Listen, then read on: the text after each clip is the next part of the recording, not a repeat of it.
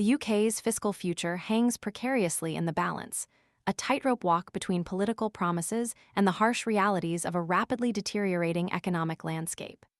The Institute for Fiscal Studies, IFS, a respected think tank, has issued a stark warning.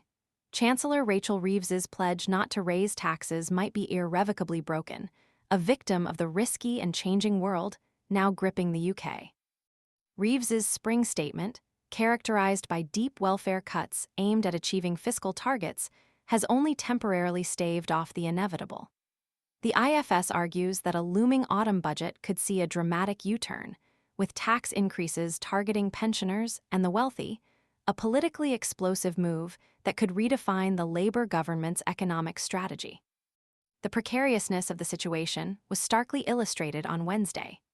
Reeves unveiled a £14 billion package designed to bolster the government's fiscal headroom, the breathing room within its self-imposed fiscal rules, by £9.9 billion.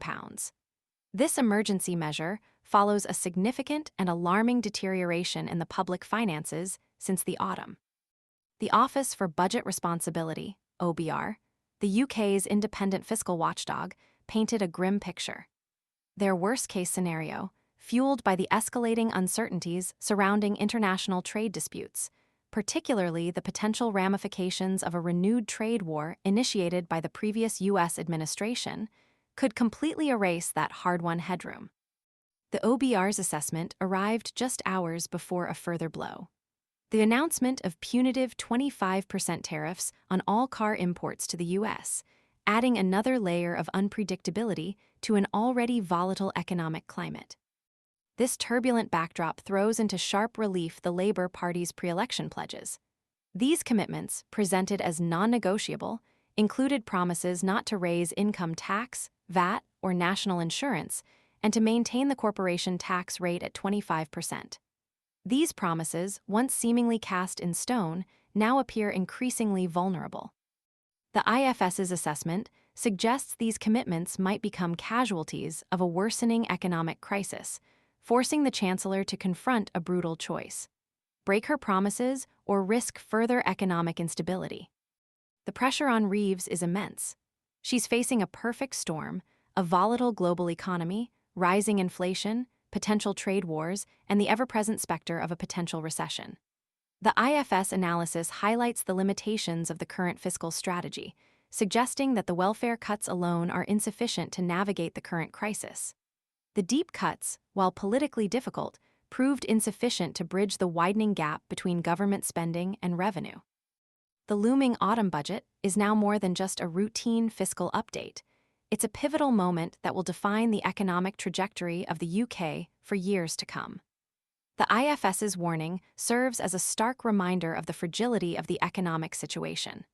The government's fiscal headroom, once a source of relative stability, is now dangerously thin, leaving the government with little room for error. Any unforeseen economic shocks could trigger a crisis, necessitating drastic and potentially unpopular measures. Furthermore, the IFS report hints at the potential for significant political fallout. The mere suggestion of tax increases on pensioners and the wealthy, groups traditionally seen as core supporters of the Conservative Party, could trigger a significant backlash. The political ramifications of such a move are substantial, potentially destabilizing the government and causing deep divisions within the electorate. The Chancellor's previous experience with speculation surrounding pension taxation further underscores the sensitivity of this issue. Before the last budget, rumors, later proven unfounded, about pension tax changes led individuals to alter their financial affairs, highlighting the significant impact that even unsubstantiated reports can have on public confidence and economic behavior. This precedent further emphasizes the potentially disruptive consequences of any proposed tax increases. The possibility of a similar reaction following the publication of the autumn budget adds yet another layer of complexity to the Chancellor's already challenging position. The stakes are high.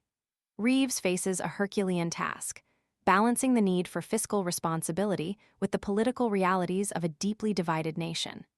The IFS's analysis leaves little room for complacency, painting a future where the Chancellor's pre-election pledges might be sacrificed at the altar of economic necessity. The coming months will be a critical test of her leadership and her government's ability to navigate the turbulent economic waters ahead. The question remains, will she be able to maintain her commitment to avoid tax increases, or will the harsh realities of the current economic climate force a painful and politically charged reversal? The autumn budget will undoubtedly provide the answer, an answer with far-reaching consequences for the UK's economic and political landscape. The IFS report acts as a chilling premonition of what might be to come, a stark reminder that the economic stability of the nation is far from guaranteed.